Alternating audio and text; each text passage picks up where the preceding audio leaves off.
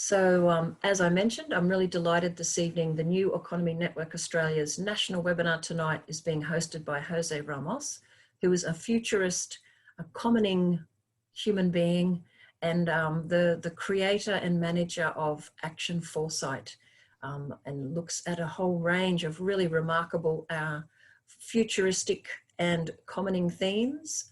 Jose and I have given a couple of workshops together on different ways of governance structures building our better future. And it was both fascinating and insightful. And I always learn a lot when Jose is sharing. So I'm going to hand over now to Jose and delightfully step back into the background in case anyone needs me. But Jose, thanks so much for sharing and bringing your speakers in tonight. Over to you. Yeah, it's a real pleasure to be with everyone here. And I see so many good friends with us. Marie and Jim and Nick and Chris and Elena and Rob and Claire and so many people. So it just feels like I'm with family. This is a great meeting, but I think more than family, we're a family of people with big hearts who know we need to create big change. And so this is part of that inquiry. And Charles, hi Charles. It's great to see everyone. I know I've missed a few people, and Sarah and so many other people here. I can't keep up. And Eva and Kelly. So I want to start off with just an acknowledgement of the indigenous people of this land. I'm coming from Jajarung country here in kind of south central Victoria, out of Malmesbury. But in this day and age in which we're connected by Zoom all the time, seemingly, and all the other platforms, we are in many different countries simultaneously. And so this is also an acknowledgement that we live on many ancestral lands. And also, I just wanted to mention as well that it's when we think about our elders and indigenous people, past, present, and future, I picked up from that film Aluna, I picked up the idea of the younger brother and the older brother.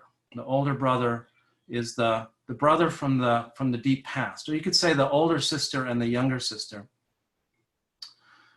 that had a different way of thinking about the world and different way of engaging with the world. And the younger brother's been around for a few hundred years, and we've remade the world in some pretty radical ways and some pretty damaging ways.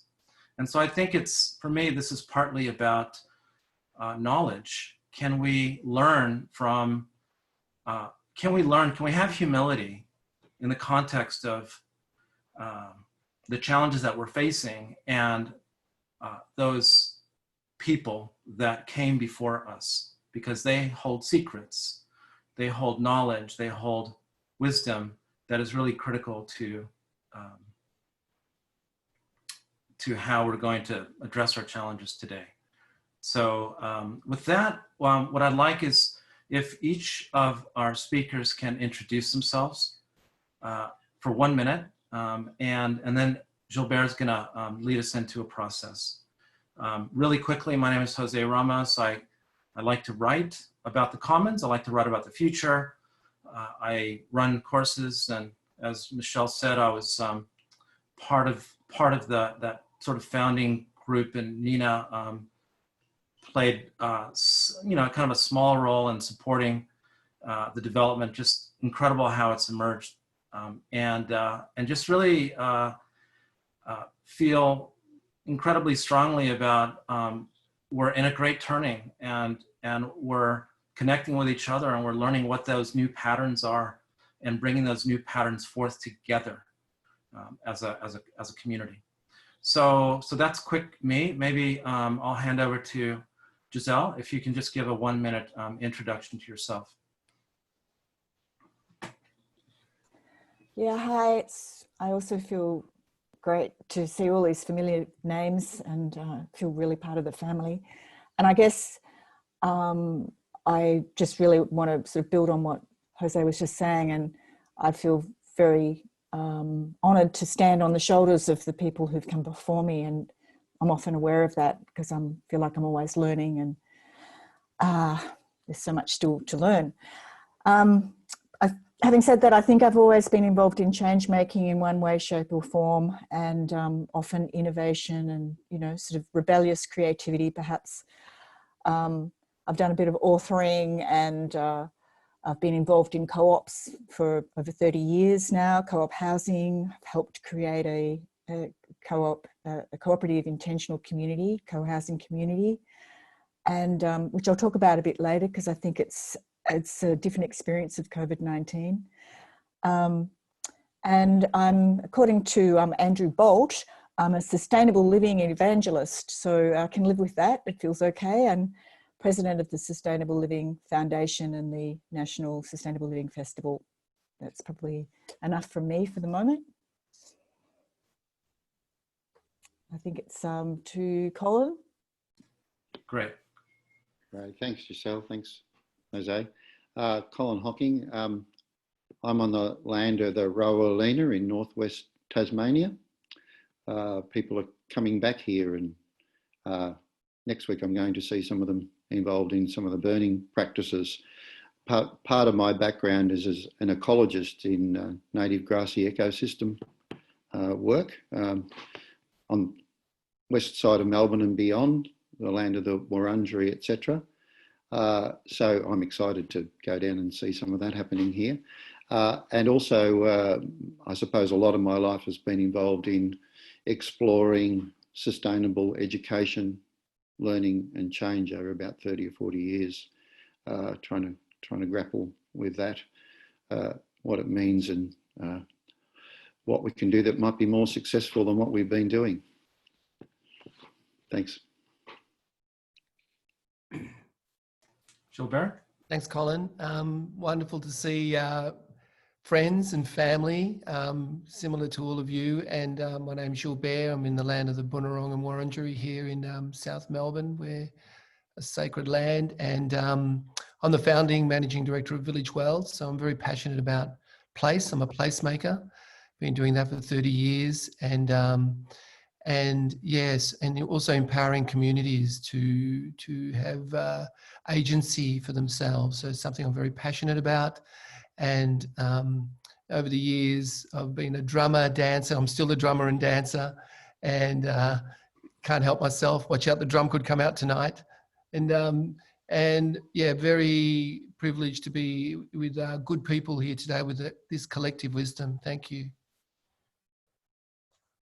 So, should I continue? That'd be great. Yeah. So Gilbert, can you take us through your what's next? Yeah. Yeah, just a little presencing exercise. I think what was important for us, this is was such an amazing process for all of us, and we went quite deep. So I'd like to set the scene in a way, folks. We've had a big day. We just shake a little bit and take a couple of deep breaths and just ground yourself. And if you'd like to close your eyes, if you like, with permission. This is a little deep ecology process from my teacher, Joanna Macy. It's a bit of deep time work, future generations' ancestor work. So as you close your eyes and just have a reflection, you're here, you're now, feel your body. So just visualize your 2030 self. That's your future self. It's in 2030. It's going to be talking to you, to your 2020 self, which is your ancestor self. Your future self will be talking to your ancestor. And your 2030 self will be asking a question. And just reflect on this question. Dear ancestor, what was it like in this time of this extraordinary year, 2020? What was it like in this time of the Great Turning? All the struggles we read about, and the pains and the losses, but also the great time of new beginnings. What did you do to make a difference, ancestor? Who were your allies? How help create this new story that gave birth to such hope.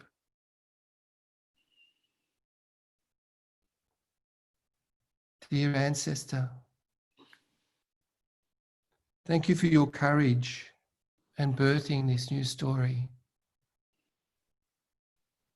and creating a lineage for us to move forward with. So just take another couple of breaths and feel the future generations speaking to you now. Could be even your children's children, if you have children.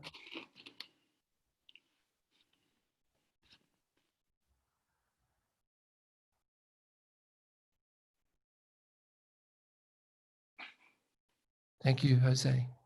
Let's all come back and let's start with our storytelling. Jose, over to you. Thank you. Thank you so much, Gilbert. So back in February, as the world kind of went into lockdown, I think there was a feeling of, it was a bit overwhelming. You know, a lot of what we took for granted was simply just being kind of thrown out the window. And I think, you know, Gilbert, you know, reached out and said, hey, let's have a conversation, you know, about how we need to respond. And so we brought together a small group. I think initially we had, you know, about 30 people that we sort of reached out to. And we started hosting conversations really about the idea of using the commons as a way to think about how we respond to the challenges that COVID-19 is throwing up. So with that sort of led to I think we did that for probably about a month and a half. And we had some really good conversations, and and then at a certain point, I think we kind of felt we sort of need to distill this. So we decided to run, and at this point, I think, you know, there was probably about 10 to 15 people coming to those different meetings that we were hosting. At a certain point, we decided, okay, we need to do some kind of analysis. So we decided to use causal layered analysis, the method developed by Sahel Inaitullah, to sort of sort out and try to, you know, there's lots of threads and lots of themes. And so I think there was about 15 people in that process. I might even share the screen to show you the Miro board that we used.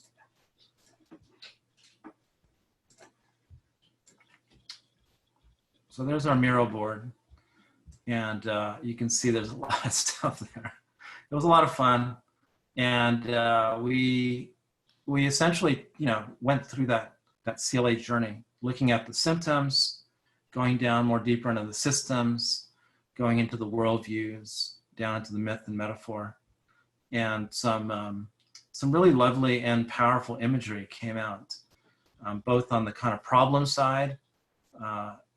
You know, so these are the questions we asked.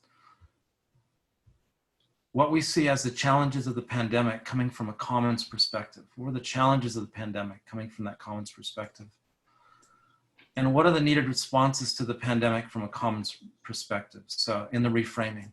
And then, you know, in the CLA process, we sort of do kind of a U shape. So we came down to myth metaphor and began to surface some important metaphors for how we think about this, and then generated new metaphors and began playing with that. But of course, you know, when you do CLA, it's not just, you know, Post-its and on a board, but you really actually have to kind of make sense of it and write it out. So a group of us continued down the path and said, okay, we got to kind of take this and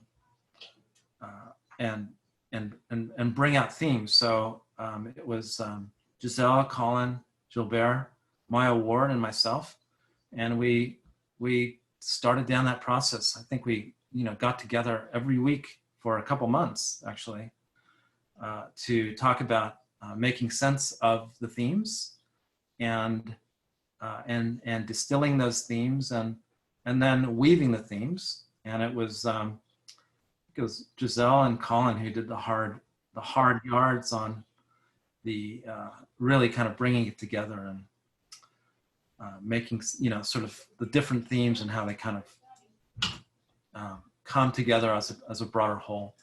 So so to kind of close that out, so we've come to a draft, and I'll just quickly show this draft. Can you see that, everyone? Is that coming up? Yep. So we've got a draft. We sent it out to our core group of about 30 people initially, and so we wanted comments on that before we sort of kind of sent it out a bit more widely. And so I think we're probably on the tail end of that.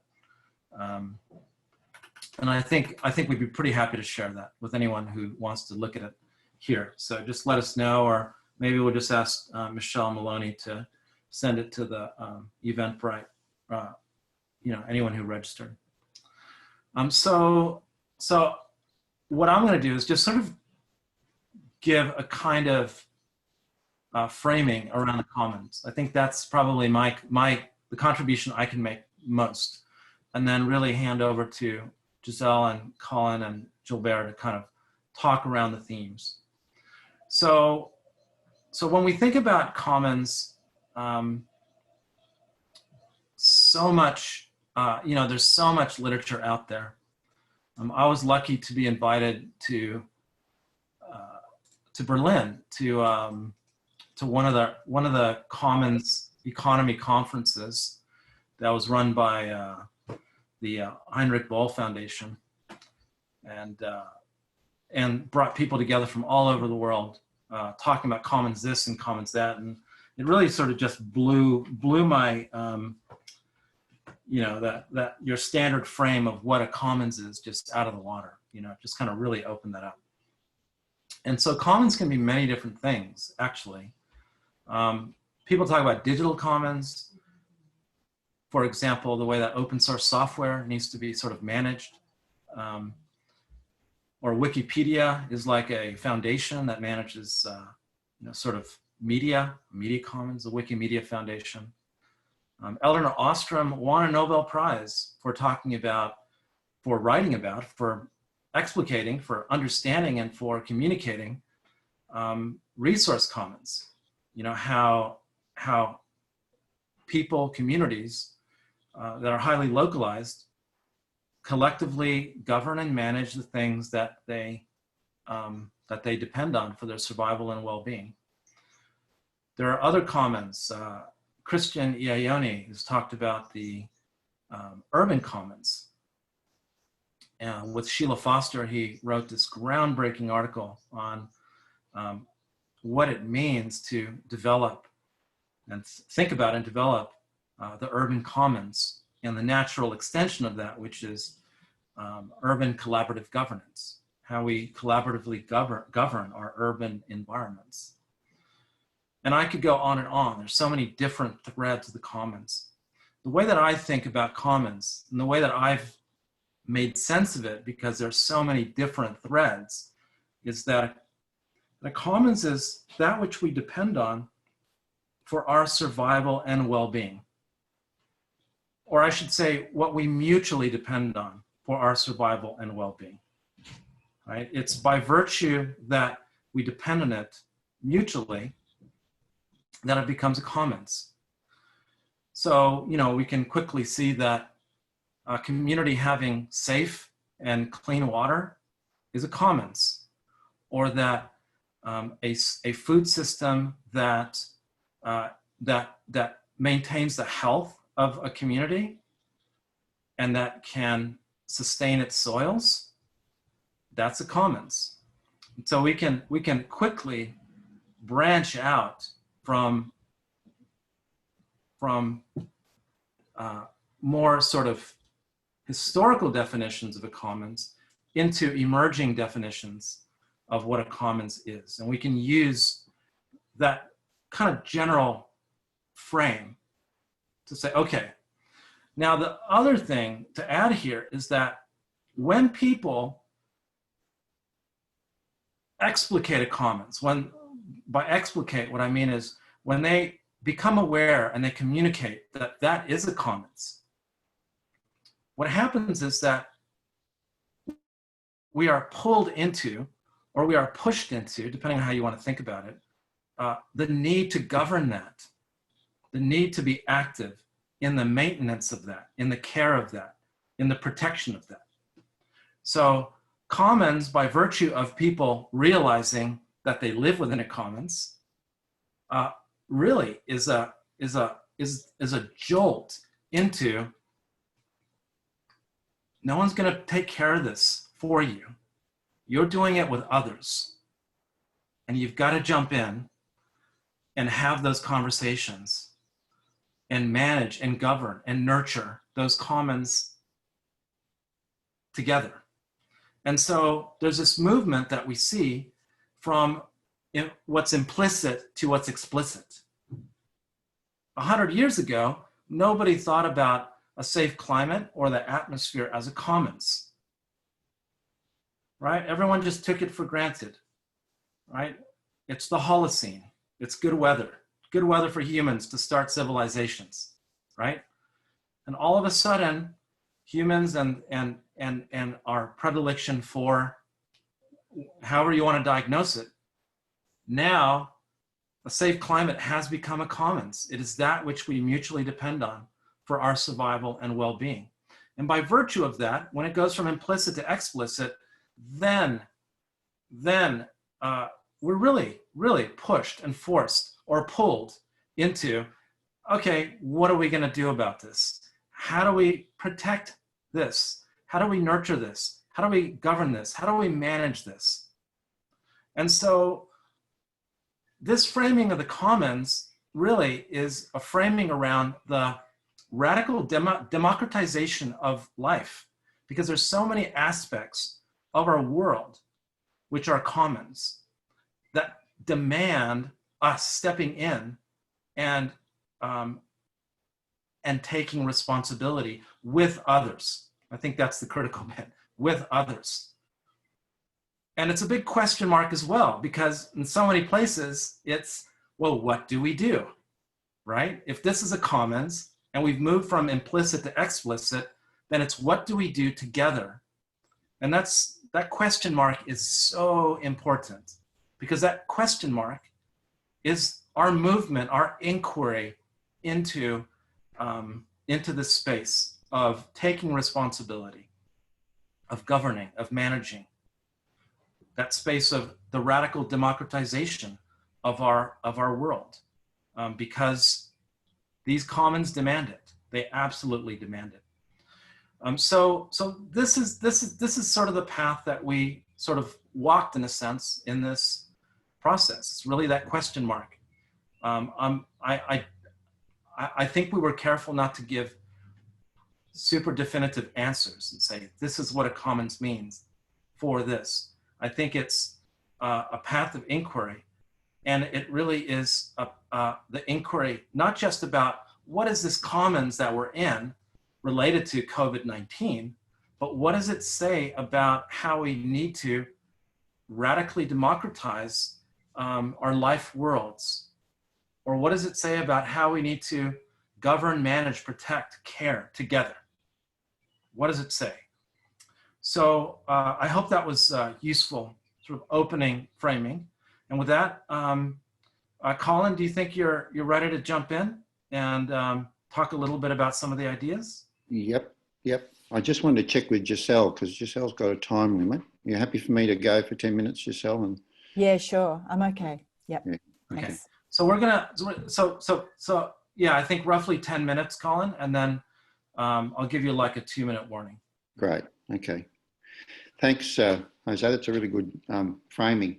I just read through our paper. I'm going to mention a few things in our paper, but I wanted to say a few things about the paper. So I'm going to try and morph between what's in the paper and what my reflections are coming out of that, because you'll all get to read the paper as well. So I hope that kind of works, that combination.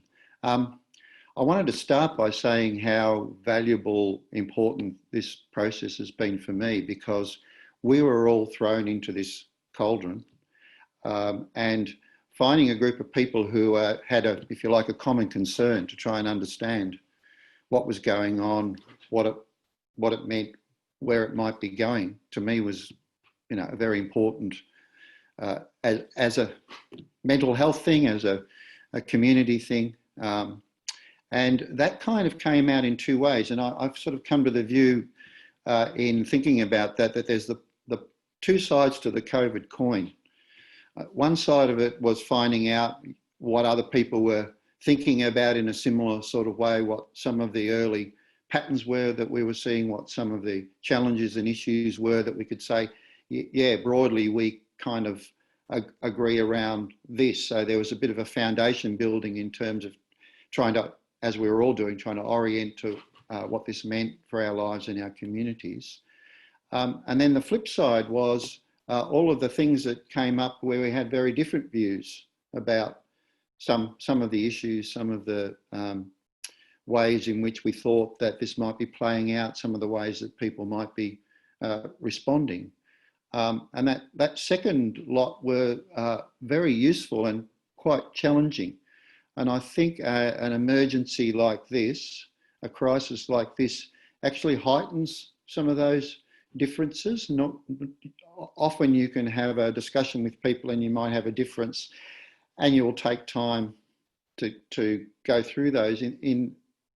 For us, I think it was, well, this is really important to try and work out some of these differences, and you'll see some of that stuff expressed in the paper. I won't go into detail here, but we might come back to some of those issues. Some of them we managed to sort through. Others are still sitting there as some different perspectives that we at least were able to clarify some of those differences in perspective. I think we're in the time like they were in the 30s and the wars. We're in the worst of times and the best of times. And I think people who reflect back on the worst of times and the best of times together kind of have a sense that you learnt a lot. You formed a different set of relationships and associations and understandings with people. And that's set within a kind of notion that lots of really difficult and bad things happened as well. So I think that this is probably, apart from some individual and you know, challenges, I think I'm in a community version of that now, and me and my generation haven't really had that before. So I think we're going to have some of the experiences that people talked about when they were in a war or when they were in a major, you know, catastrophe in the past. And, you know, there's a kind of notion of humanity there in relation to that. And some of the stories that get formed and some of the ways of trying to, some of the, if you like, deep learning that's embedded in our culture, I think might come back or be drawn on or morphed, transformed into new versions of that. So the two sides of the COVID coin. In terms of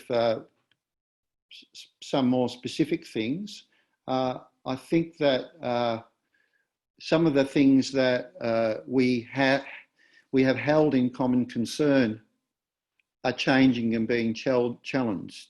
So we've, you know, some things that we put into the background or things that we didn't even consider were of major common concern have suddenly come into the foreground. You know, public health is something that was trundling along in the background of our lives, and people keep talking about it. And if you're in the public health area and had something to do with some of those, that was important. But for a lot of us, public health was something that kind of got set within the broader political context. Well, all of a sudden, public health and concern about public health, and I would say the commons of public health, are suddenly thrust right into the foreground of our lives in ways that we, you know, haven't thought about for a long time. So, some of the other things that have come into the foreground, things like the nature of work and the way that we frame work, the casualisation of work, the kind of subcontracting, separating up of work.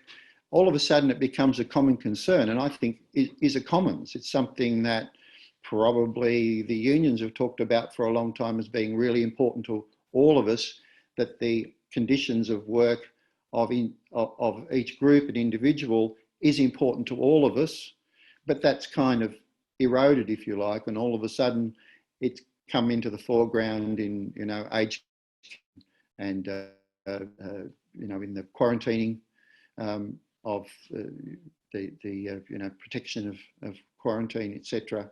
I think the kind of notion of connectivity, perhaps even at the deep level, the notion of our biological connectivity, the fact that we are biological beings, you know, unless you get hit by a tram, you kind of don't think too much about being a biological being, but we're all extremely aware of our biological beingness and what we share in a way that really has been put to the background. That kind of notion at a very basic level, we are all operating as biological entities, and we have this non-living thing that is able to, you know, thread through all of us.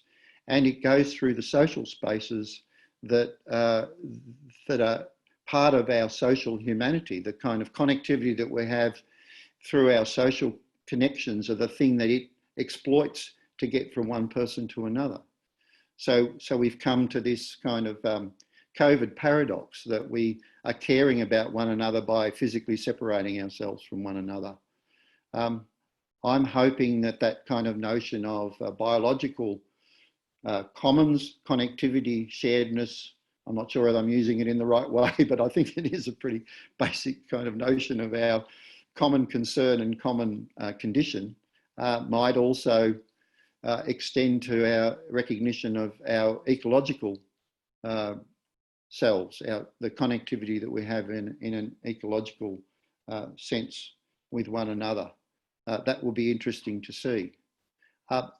I think one of the things that I'm aware of from change literature is that it takes about a month for people to change their orientation to the world.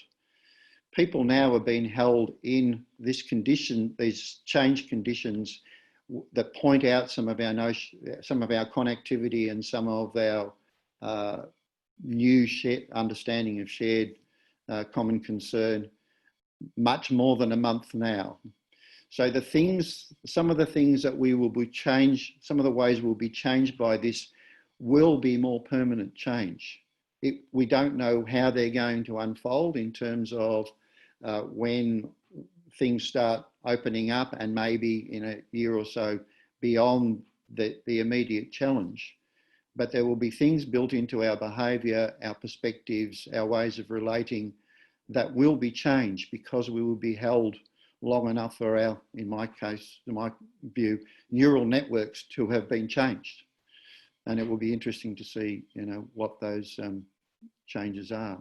I think, you know, a last one in my last minute is our mental and social health is now starting to come to the fore. I think it's probably coming to the fore in Victoria now in a pointed way because, well, I'm in Tasmania. I talk from a different perspective with the people in Victoria, and I'm hearing everyone saying we're kind of getting to our limit of what we thought was our previous limit in terms of the disconnect, the physical disconnect, and the what do you call it, the, you know, jaggedness of our lives. And I think we will start to have, if we haven't already, some very different views about what is important for our individual and collective mental health. And of course, at the other end, you know, what it means in terms of dealing with you know, people who are suffering and have been triggered into more serious mental health circumstances. So there are a few thoughts about the paper and where I'm currently, with what's coming out of that as I look back through it. Thanks, Jose.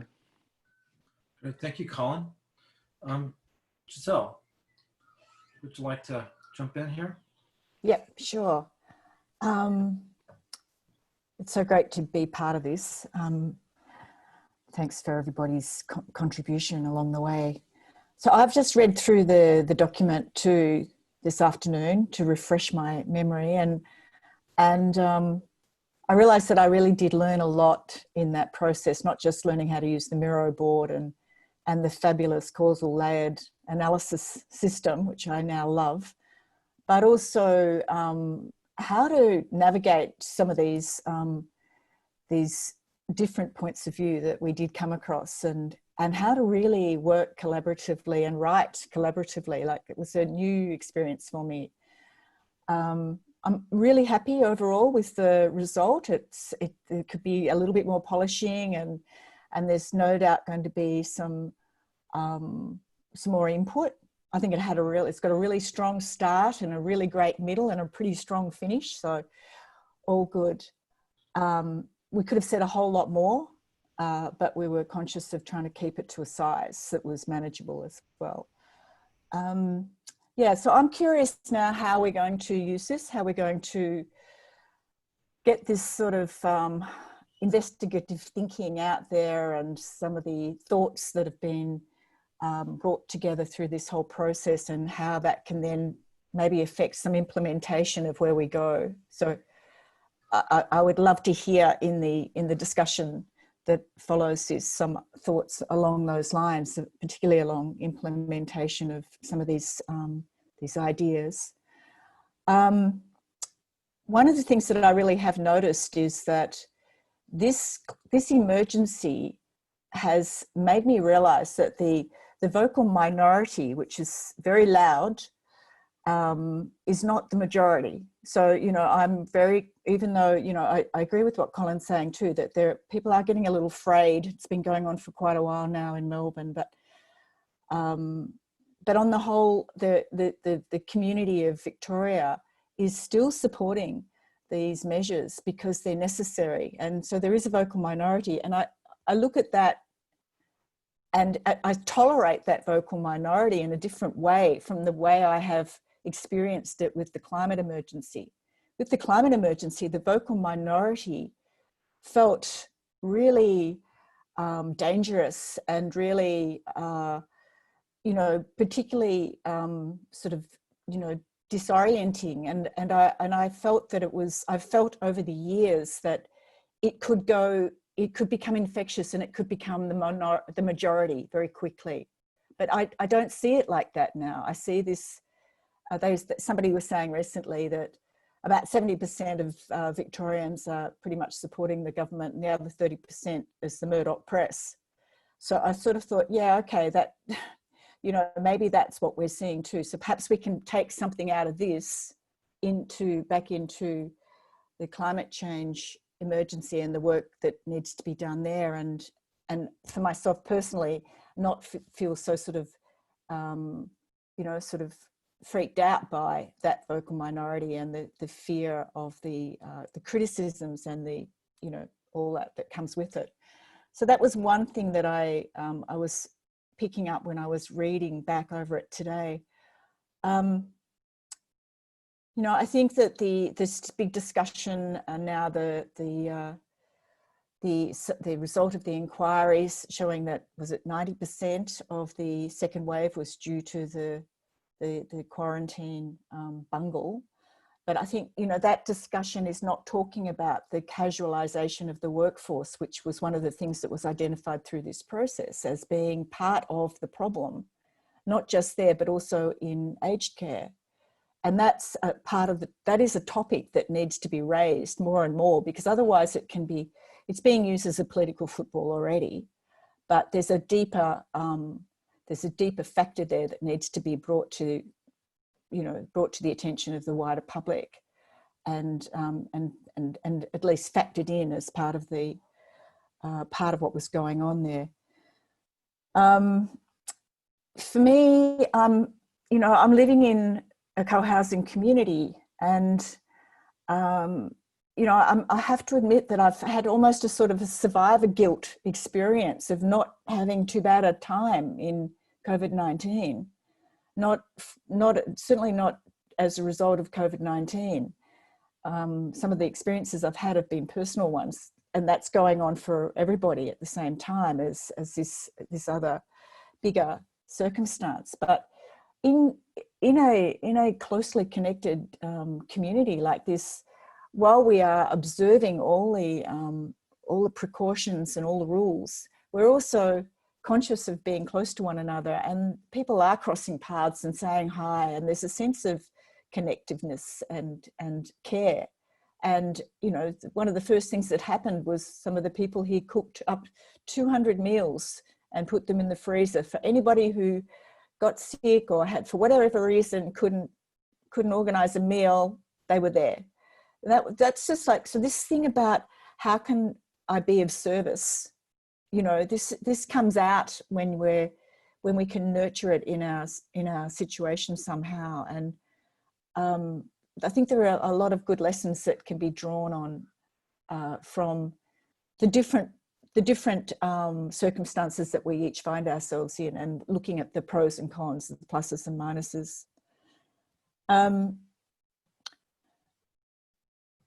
One of the other things that I've become aware of is that, you know, one of my daughters has been discovering things about her friends by their posts on Facebook. And she's saying, right, that's it. I'm going to throw a party for everybody who's been supporting the lockdown, and anybody who's not supporting the lockdown is not invited.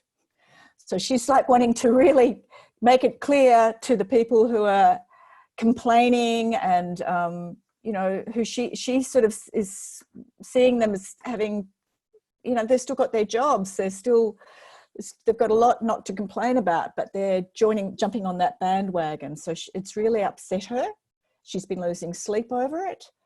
And, you know, she's been fantasizing about posts to put back out and learning how to restrain that. But so I think it's affecting different people in different ways. And there is this eye-opening thing going on at all levels and in all generations. Another young friend of mine, 21-year-old girl, she and her partner have been for a while now identifying native flora in a little sort of semi-neglected park in Melbourne. And because of COVID-19, it's not so neglected anymore. People coming out of the woodwork and going into this park and looking at it going, oh wow, we could have a skate park here, and there could be a sports pavilion here. And these two young people are freaking out about it, going, no, we've got to leave it exactly as it is. It's really untouched right now. So as a result of this, she's now looking at running for local council in the next council elections, 21-year-old girl. So I think we've probably got a myriad of these sorts of examples of different things that are happening around us, which all bode well. And I am an optimist, you know. If I didn't have hope, well, I wouldn't keep doing the work that I do, and the same with probably everybody else in the room tonight. But I think there is a lot of reason for hope, a lot of good cause for hope. And then included in that, the one last thing that I wanted to mention was an energy company that I'm aware of through one of the members of my family.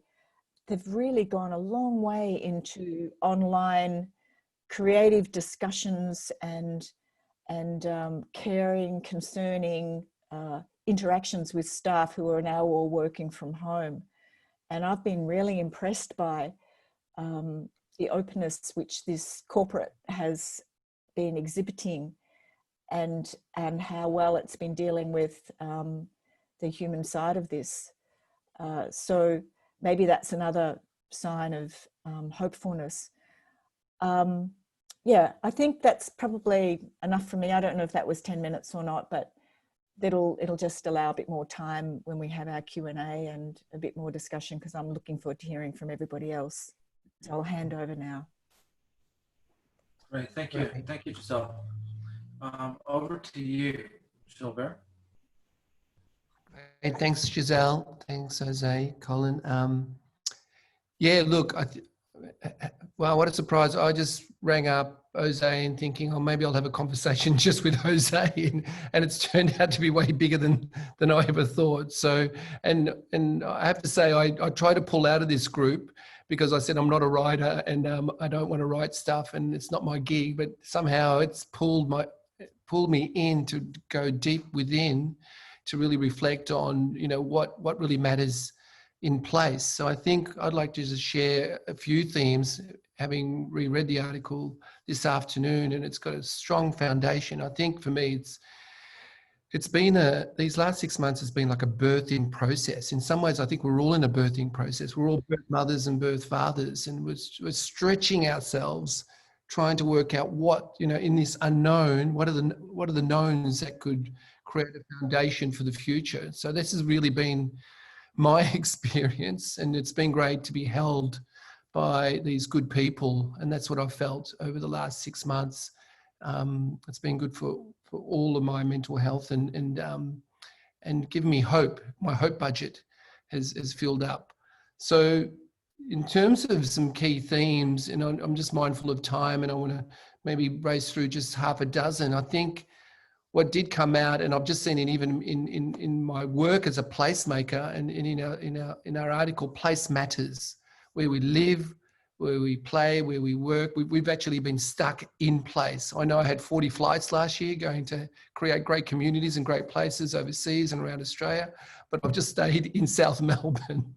And as much as that has been a challenge, it's been one of my greatest gifts. So I think what we're starting to see, what I've dreamt about for maybe decades, is that return to the local, and return to, in terms of, really, we've talked about, in that sense, a hyper-local, and in some ways a return to the village. And I've just seen people and consumers become more citizen consumers. And I think this is the big shift and an insight that I got through in this process of writing this article, that through this citizen consumer, we're starting to shift from just purely an economic exchange narrative to more of a social exchange, cultural exchange, and even, I feel, a spiritual exchange, where we're searching for much deeper meaning and connection.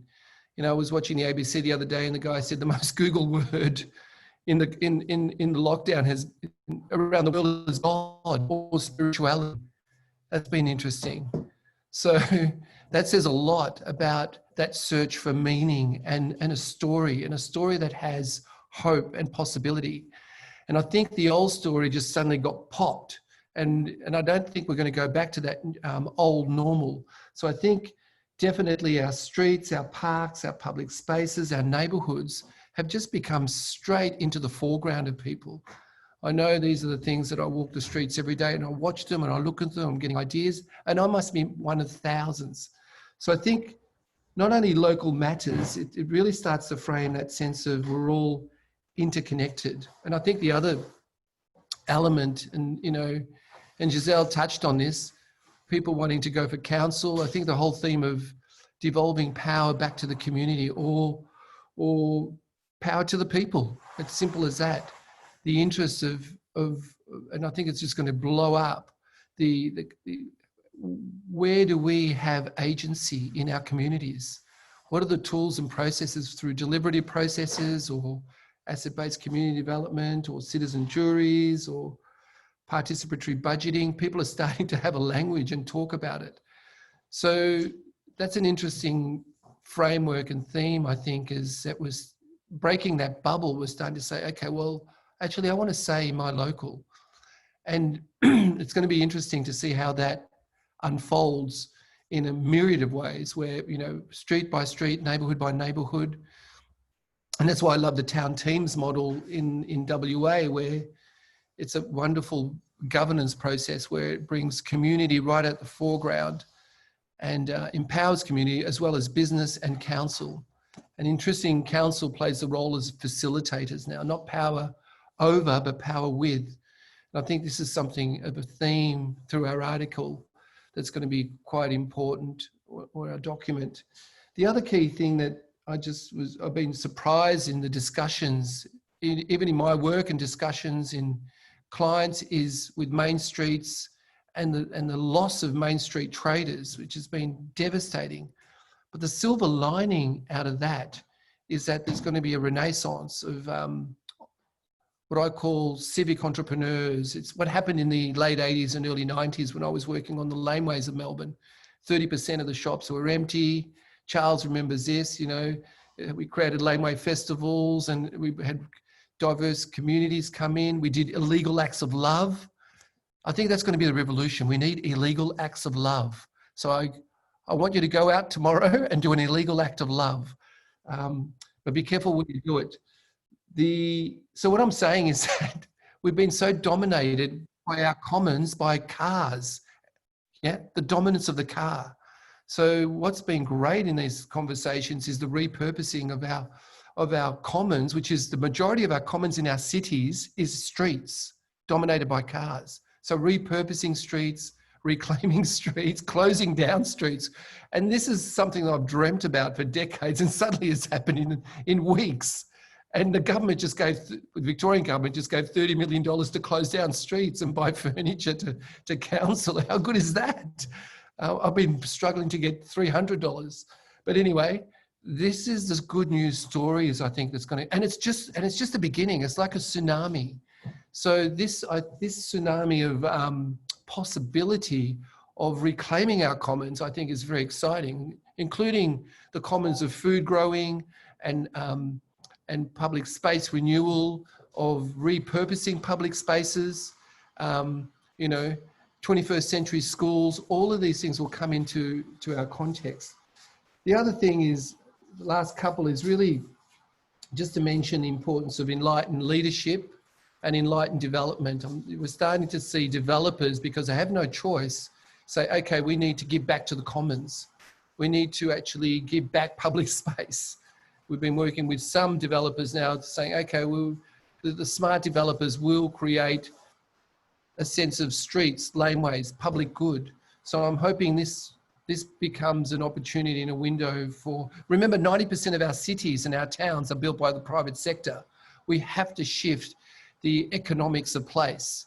And I think a new consumer, citizen consumer, millennials who will much be more on that political narrative and spiritual exchange narrative are going to shift the ground very, very quickly. And that's why we'll start to see the retrofitting of shopping centres into mixed-use town centres, especially in our suburbs with gardens and et cetera, et cetera. The other thing is the holding of space. I think for the story to be held, we have to hold space for the differently minded, not just us.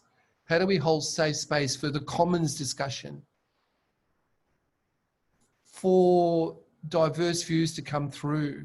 How do we get the magic to come through? And that's what I want to end on. I think that sense of magic, awe and mystery that's starting to come through, that we do live in a living, breathing universe. The arc of the universe is on our side. And I think our indigenous narratives needs to come to the foreground. Yeah? And we need to put them into the Constitution. We need to say more than story. We need to actually reclaim that narrative. And I think the sense of awe, mystery and wonder is going to be a big part of reclaiming the sacred. And I think that's part of my passion in deep ecology, and how we can do that grief and empowerment process. So it's been an amazing process of reframing this story. And what I'm seeing is that millions of people are becoming placemakers. They don't have the language, but they want to do something. So what we've got to do is just create the conditions. And I think that's what our piece is saying. If we create these foundations, we'll create the conditions for this extraordinary revolution of the heart. So yeah, they're my core insights. So thank you, and over to you, Jose. Thanks a lot, Gilbert. Yeah, so just to round that out, just touching on a couple of the themes that each of us spoke about. So, you know, when we think about the lockdown that we're in, and what it's meant, there's so many sacrifices that have been made by so many different people. Businesses that have literally just gone. They're gone. You know, these might be life savings. We've asked a lot of different groups to make some really big sacrifices. Some of them have been held by, you know, capital. So, okay, we can say, okay, well, we can accept that from a certain ideological point of view, but other ones maybe not, actually. And so for me, that's a reminder when we think about, you know, the idea of a commons, that which we depend on for our survival and well-being, is that this public commons has come to the fore, the public commons of health, which has required a collective effort, managing, governing our own behavior, and also, you know, the support mechanisms that we need government to provide through public taxes. So, so it sort of enters us into an era in which the way that we care for each other has to be different. You know, up until this point, we've essentially had an ideology that said, let people figure it out on their own, and the market's going to decide. You know, so social economic liberalism, and that's been completely smashed by the COVID-19 crisis, and we've had to essentially develop a new regime to respond to the challenges. But that, in a sense, inaugurates us into an era in which we're going to have to do that for the other challenges that we face. What does that actually mean? So with that question, Mark, what I'd like to do is just hand to everyone else. We have about 25 minutes for conversation. And I'd like you to feel free to jump in and feel free to add your comments or your thoughts. You know, you can ask a question, or you can just make a comment, and we can have a discussion. So I'll begin the pregnant pause.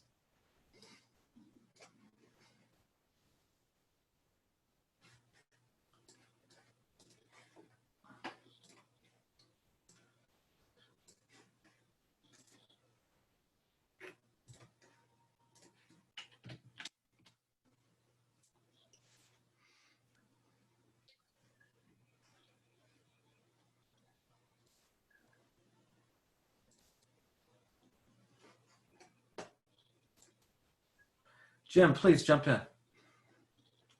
You need to turn your mic on. Right.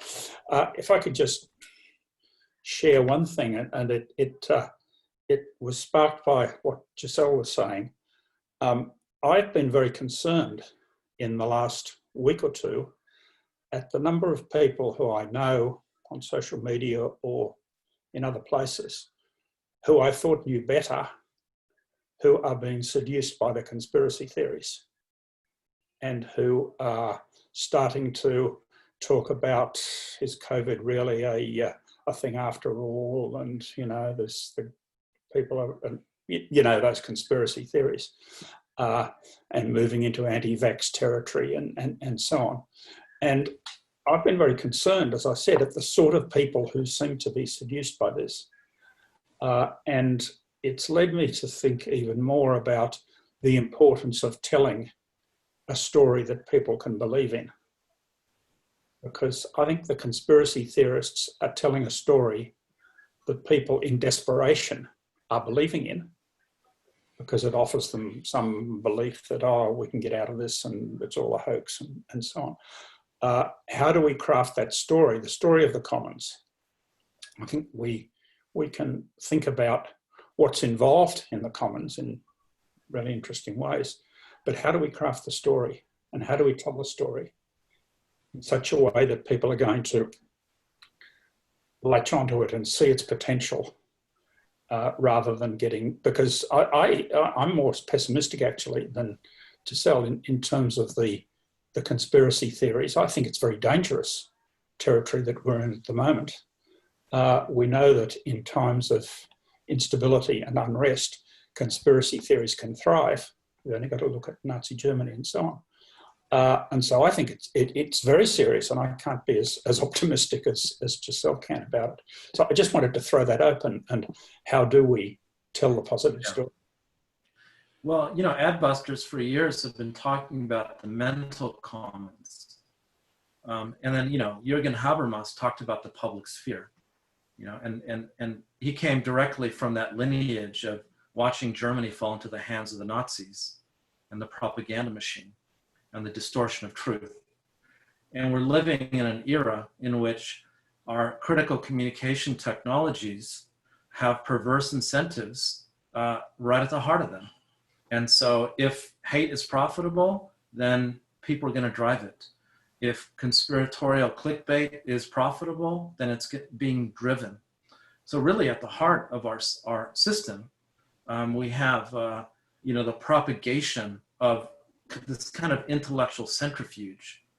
And so, you know, I'm beginning to discuss the, a sense of shared reality as a commons, the public sphere as a commons that has to be managed. And I think that the Anglo nations, there's a lot of naivety. The Germans don't leave this up to chance. They simply don't.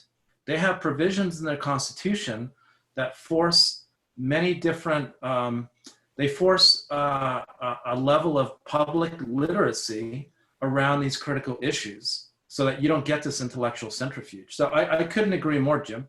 And it's one of the critical commons that we have. Absolutely. Okay. Someone else jump in. Yeah. Can we go with Eva and then maybe Colin if no one else wants to? Yeah, I'm ready too, Jose.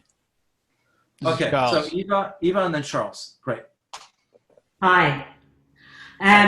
First, I want to thank you very much. It's wonderful to hear all this and see everyone.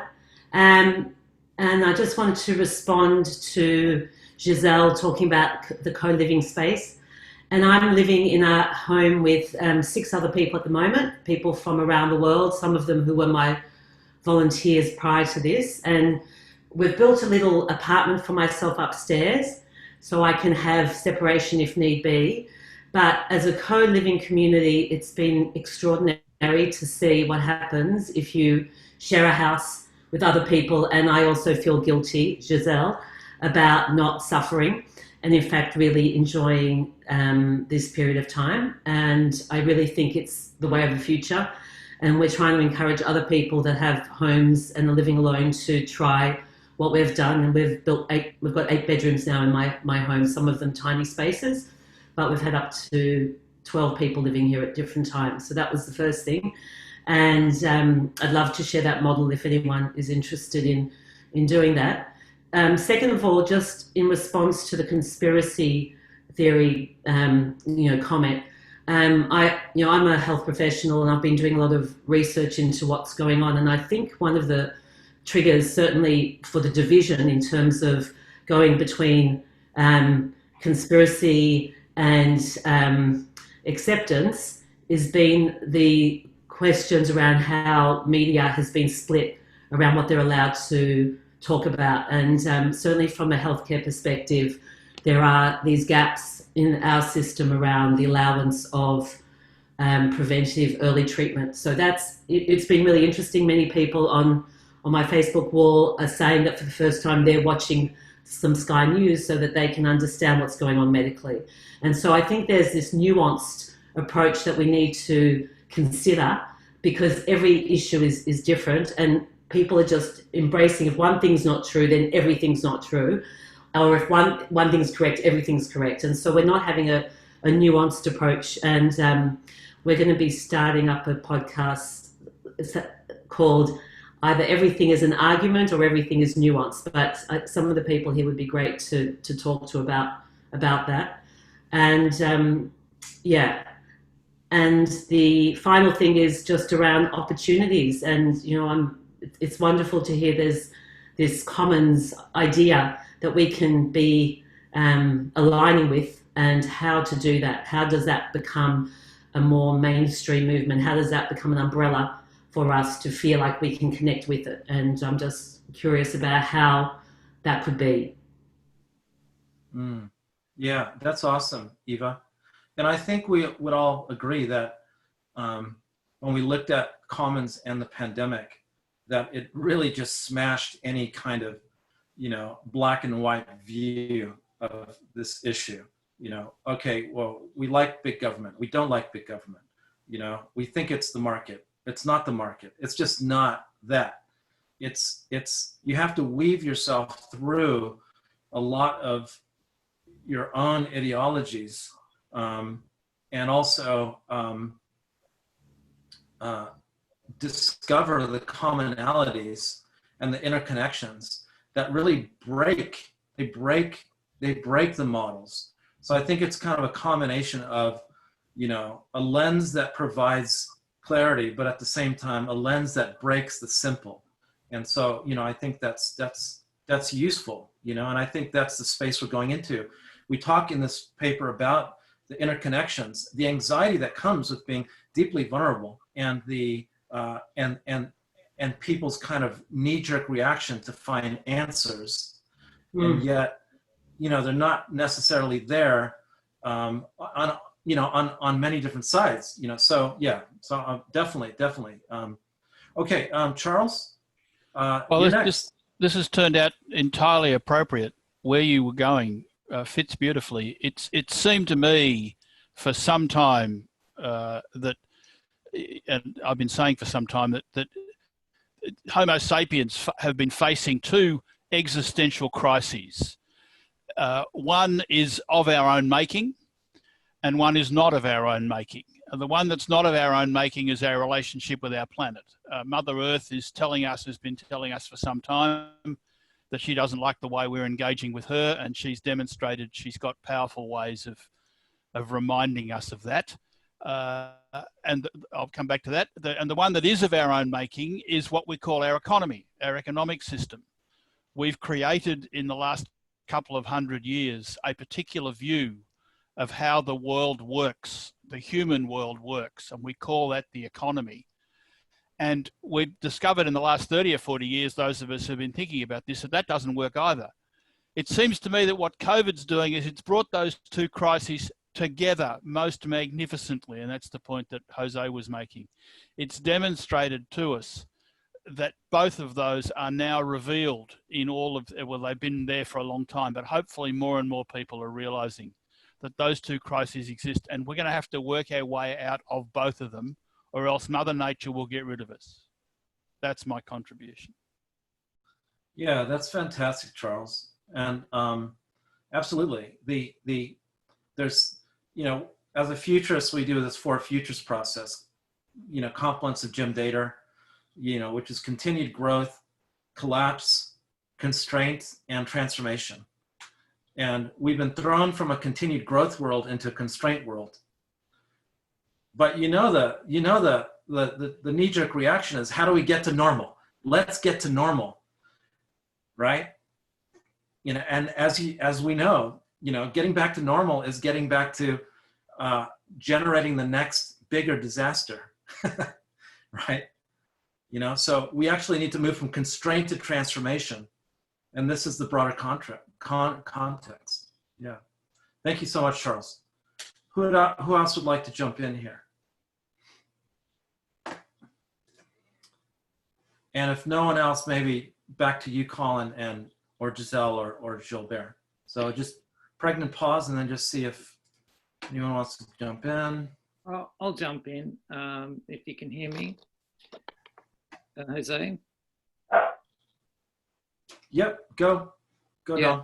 Don. Yeah, I sorry I missed the first half. I just got the link a bit late, but so I have to imagine what Giselle was saying, and I can, but having missed that, I just wanted to follow up on what I've heard. We're in a similar situation to Eva, so we were able to scale up very quickly because we'd already been in that kind of commons world where sharing resources. So we actually found the world rushing towards us. And so, because we were set up for this, we were set up for the first wave and this wave. And so it was interesting that it was very high demand, that we had to be, I couldn't fit enough people in and had to turn a lot down.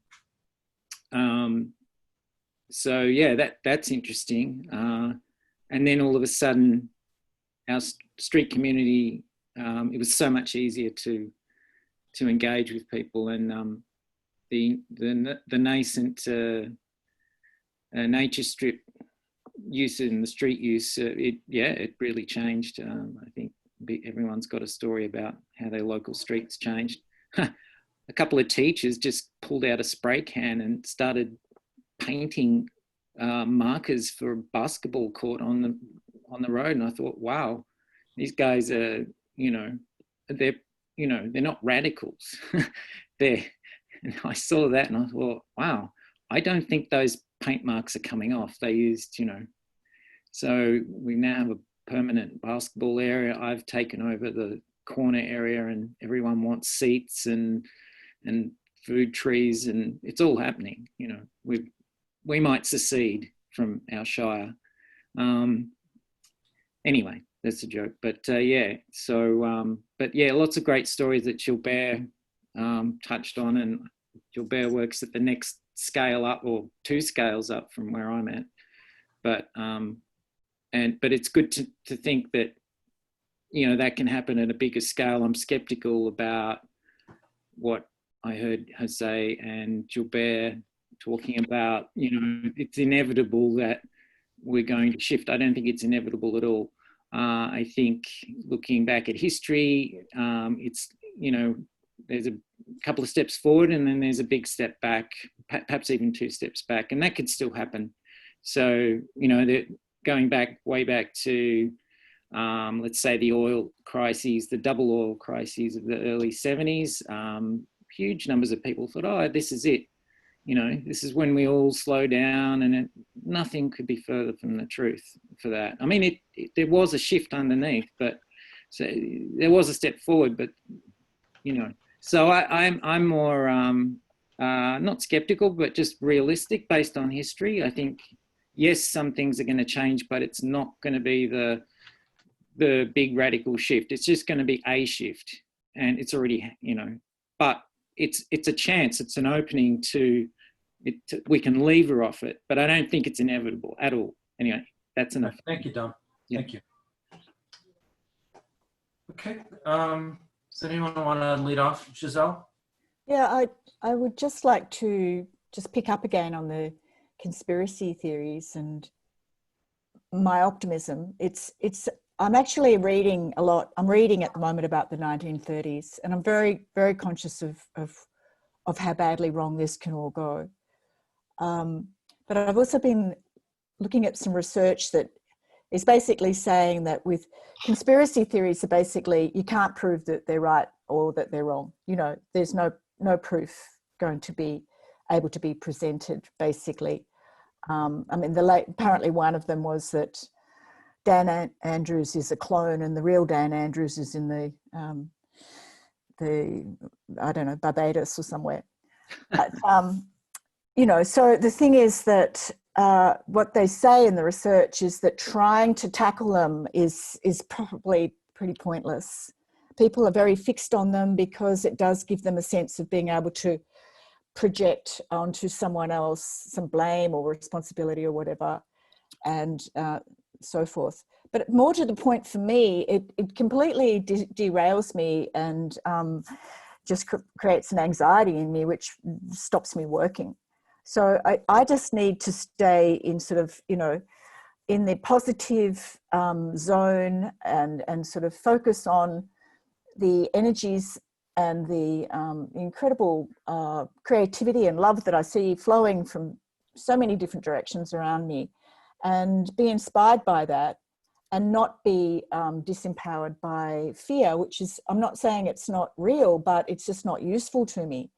So that's sort of where I'm coming from with all that. And I know also that when I say vocal minority, we are talking about a minority, and the majority is not vocal. We're not hearing from the majority on the support. You get little snippets of it, but it's just not at the same volume. So I don't go there. I don't go to Facebook at all, and I only hear about this anecdotally. But even that's disconcerting. I just wanted to sort of clarify that it's not just blind optimism. It's sort of like a deliberate decision I've made. Thank you, Giselle. Nick, can I say one thing? Absolutely, please do. So just first of all, just to thank you all and NENA, of course, for putting on tonight and the work that you've been doing. It's incredibly valuable. And yeah, really looking forward to seeing, you know, how it progresses. I think these kind of gatherings and initiatives are fundamentally important at this time, you know, for all the reasons that you've covered tonight and all the ones that we, you know, so many of us know about through the work that we do.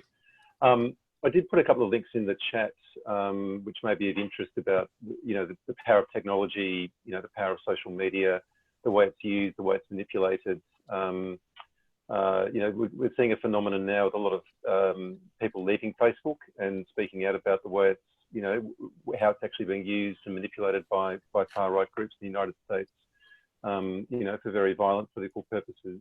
So I think we're in extremely dangerous times. I think the historical parallels of the 1930s are very salient, are very disturbing. You know, what's happening in the US in particular is of great concern and worry to me. And I think, you know, for that reason, you know, the work of NENA and all like-minded people and organisations in you know, asserting this space of the commons, in reclaiming our democracy, in inhabiting our power as citizens, and finding our connections, finding what we have in common, and articulating that and sharing that is you know, its importance cannot be overstated at this time, because, you know, there are dark forces that want to, you know, sow fear and anxiety in a time when many people are anxious and fearful. And use those for, you know, consolidating power, entrenching inequality, you know, moving us in a continued destructive trajectory. So, yeah, I just want to, you know, salute and acknowledge you, and you know, let's go forward and build the commons together, because it can only be constructed by participation and working together. Yeah, thank you so much, Nick. I really, you know, you're such an important voice for change. So I really appreciate you being here and also being part of the process, especially in those initial meetings. Yeah, I would agree. We've had a degradative political economy.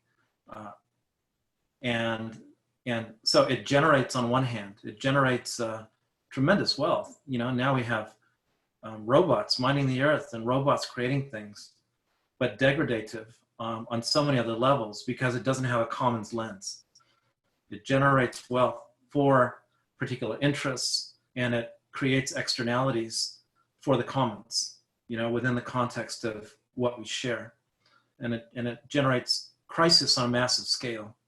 And it's multifold. It's not just the impacts we have on ecosystems, it's the way that those perverse incentives are lodged right at the heart of our critical communication technologies, which have become an intellectual centrifuge of, you know, radical ideas. And they're not being gardened for ideas. They're not being managed as a commons. They're being managed for profit. So, so that would be my personal view. I'll take responsibility for that one. But absolutely. And I think that as you said, we're in a situation where what we do in the next year, 5 years, will have multiplying effects. Like this is, you know, this is a pivot point, right? It's hard to see it on the other side, but it's absolutely a pivot point. When you're in the hurricane, it's hard to see it, right? But there's so many vested interests that are hanging on by their fingernails. They're just hanging on. And they're able to hang on through a little bit of smoke and mirrors and, you know, and sort of display some confidence. And really, I just have one thing to say, just one thing to say. Get the fuck out of the way. Get the fuck out of the way so that we can create the change, right? And it's not even get out of the way. It's not a question. We're not asking. We're not asking. We're saying get out of the way, right? Because the solutions, the ideas, the new paradigm, it's with us. We hold that. And we must own our power and our wisdom and our knowledge at this time, at this critical time. So thank you, Nick. That was my rant for the evening. Thank you. Thank you for your rant, Jose. I thought it was very good. Do we have, Michelle, do we have time for one or two more, or do we need to wrap up? You guys can go until till 7:45 if that's, you know, of interest, or you can wrap it up, whatever you wish. I've just been trying to jump in, Jose, about conspiracy theories. You know, I've just put a thing in the box there. People can follow it up. Conspiracy theories aren't new. If you work in climate change, we've had them for 30 or 40 years. There's some really good work on it. Not everyone is up to the task at any particular time, and I respect what Giselle says. She doesn't want to be involved, but work by people like George Marshall and how to engage with, you know, people who have other views of climate can be really useful. And Jim probably already knows this, but just coming back to that, you know, that currency of personal relationships is really important. People don't have to agree with you, but having those conversations so that people get a different perspectives and a sharing of different views is really valuable. And I always like to come across people who have different views of climate to me, because it gives me an opportunity to go through what those conversations are about and where I stand, and energetically and personally how I'm approaching those conversations. And that, for it, working in change, that can be really valuable to have that. So just a couple of thoughts on that. Great, thank you, Colin. I think we've got time for another one or two more comments, but I think we get to wrap up after that. So does anybody want to say anything, ask anything? Yeah, I'd like to ask a question. It may have been discussed before, but yeah, I hope the sentiment of this group has been one of the spectrum of truths that are happening now and will continue to evolve. I agree with Jose that this is a great opportunity, you know, and that we should finally, all of us, stop asking. I get tired of groups, I won't mention any, I was about to say one, that can every year lobbies the federal government, whoever they are, for change. And I lost it about 2 years ago, and I made a comment directly to the head and said, why are you doing this? This is a waste of time, you know that. And he just replied to us saying, look, we just wasted time. And it's like, yeah, but just, yeah, get on with it. It's, we have to, I mean, and stop asking for permission. It may sound a little rude, but I've learned to navigate bureaucracy pretty well. I think I'm reasonably good at it. And it's a question of understanding what they need to tick their boxes. Corporates are different, but the bureaucracy is not that hard to get around. Yeah. Thank you very much, Dom. Appreciate that. Okay, well, let's just wrap with just a quick last words from Giselle and Colin and Gilbert, if that's all right. If you can just offer sort of parting thoughts. And yeah, and also, before we go, I am going to put the link to the document in the chat there. So that's the link to the doc. You please have a look at it. Please comment. we don't think it's finished. We don't think it's, it's a tablet come down from, the mountain or anything like that. It's definitely work in progress. It's definitely exploration. It could definitely use your look over and your thoughts and your comments. So please jump in if you can spare the time. I know everyone seems to be busy these days. So okay, with that, last thoughts, Giselle, and then Colin, and then Gilbert. Yeah, well, I feel really energized by all this whole discussion and the months of work that's gone into the document, just opening up all these possibilities. I feel galvanized more than I have been in a long time. And I just feel like I want to draw on all the positive ways forward that we've been honing now for a while, and, just make my contribution as best I can to create that future that we see that is unfolding, and hopefully we can get there first and not be blocked. So that's my goal, and I'll keep on keeping on, and in good company. I'm so glad to have been part of this. Thank you all, and thanks for the opportunity tonight.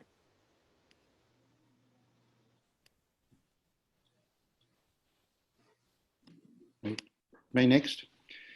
Yeah, thank you, everyone. Very valuable conversation. Just a little, disclaimer. Not everything that we talked about is in this document. We had long conversations about things like conspiracy groups, etc., and that wasn't something that ended up being central. We tried to make a few themes that kind of held together a little bit. So personally, I think this idea of what I call nested systems, all the way from the big ecological, biological down to the local street. Important to understand things in that kind of systems framing. A lot of people are going to make sense of it in terms of their local street, their local area, the people that they're meeting and having conversations that they didn't in the past. COVID is something where everyone has something in common. Even the people who are on conspiracy theorists on one side, I'd say the minority of them in Australia, but there is something in common. You can have a conversation with just about anyone, provided you have, the appropriate protection, because we all have something to talk about. And for me, the gristle, the central component of change is around those personal connections and conversations. Time and time again, that's what it comes down to. So engaging in those things, trying to get a sense of how we act politically and how we act personally, and the relationship between the personal and the political is important. And there are some reasonably new ways of looking at some of that stuff. I think it'd be useful for that to come in to some of our conversations. But throwing over to Gilbert, that kind of notion of what's happening in your local street and the people that you would meet that you hadn't before, or in new ways, and the conversations you open and have with people who you haven't shared things with before are really important. And the rules of those conversations about being respectful, but also around being clear about how you're approaching it, but not closing down those conversations, except where you've got someone with a clear political agenda to try and push things, in another direction. A lot of people are opening up these conversations, even in that conspiracy sense, because they're trying to work out what the heck's going on. I see a few posts of that. So having conversations that engage people in that personal level can be useful. I think the people of Germany wish they'd had more of them in the 1930s. Great, thanks, Colin. Look, I think these next 6, 12, 18 months is actually the most potent time. I would agree with Jose. This is the moment of truth. I've been watching this for 35 years, and I think, now's the oxygen is really potent. I mean, I'm out there very much in that political civic space, and I just can't believe the yeses that people are saying. That yes, let's do it. What about that? So open to new innovations, new ideas. you know, I think grace is in the room. I always used to say, you know, we plant the seeds of possibilities and pray for the rain of grace. Well, the grace is right here, right by my side, and a bit of grit. So the hope budget is full. And I just say, surround yourself with good people and just start creating those sparks of possibility. And yeah, now's the moment, you know, to act. We're better together. Thank you. Yeah. So yeah, I don't have anything to add to that. I just want to thank you, Michelle, for hosting this conversation. Nina's doing amazing work, and you know, you're just such a incredible leader and asset for all of us. So thank you for your leadership and your commitment. Thanks to all the speakers, Giselle and Colin and Gilbert, and thanks to everyone that came and made this a real conversation. So with that, and Jose, I just want to say thanks to you for facilitating and holding space, and yeah, being a good soul and a good leader. Yes, here. Thanks for leading us when you didn't really want to, Jose. Exactly. Just put them out. Just keep up. Yeah. True leadership. Yeah, exactly. Over to you, Michelle. No, I was actually, thank you, Gilbert. I was going to say the same thing. Thank you so much, Jose. It's been lovely to listen to the discussions and the work that you've already done. And I hope that, you know, NENA is always keen to share this kind of thinking and discussion and space for ideas. So as I mentioned before, Jose will be facilitating a second NENA webinar on the 3rd of October. It's actually a Saturday evening, same time, 6 p.m. Jose, I don't know if you'd like to put your email address in the chat box in case anyone wants to follow up on some of the Commons work. Yeah, I have personally really found this discussion invigorating and yeah, nourishing. Very important stuff. So yeah, without further ado, I'll release you all back into the wild so you can go and enjoy your evening. But yeah, it's just been lovely. And thank you so much, everyone, for making time. As Jose acknowledged, everyone is very busy. Some of us are busier than we were pre-COVID because living on Zoom means everyone's on Zoom. So everyone's talking a lot more than zooming around, flying to find each other. So we appreciate you spending the time with us and look forward to you connecting with NENA. And if anyone's got any questions to me about NENA, please email anytime. NENA, N-E-N-A, @neweconomy.org.au. Whether you know much about us or don't, we'd love to hear from you at any time, answer any questions about our network, and promote you and your good work anytime. So thank you so much. Shall we sign off? Tally ho. Good to see you, Nick. We'll see you soon.